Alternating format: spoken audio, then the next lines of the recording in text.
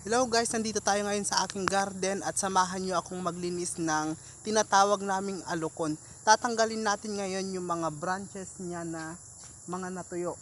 Tara!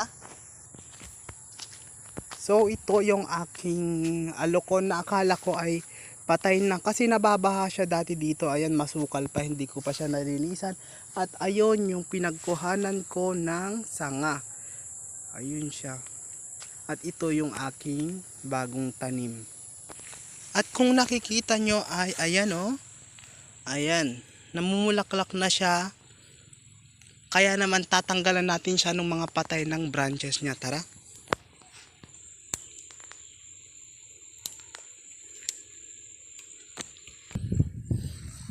Ayan. Kaya natin sila tinatanggal is para hindi pangit tignan. Kasi ang pangit tignan na may mga tuyo-tuyo. Para mag-focus din pati siya sa mga bulaklak niya. Ayan. Tatanggalin natin para hindi pa siyang pagbabahayan ng kung ano-anong mga insekto. Itong mga tuyong mga sanga-sanga niya. Ayan. Tanggalan natin. Ayan. Oh, palabas na kasi yung mga bulaklak niya kaya nilinisan ko na. Akala ko patay na dati to kasi dito sa part na to daanan to ng tubig papunta doon sa bukid. Mayroong bukal dito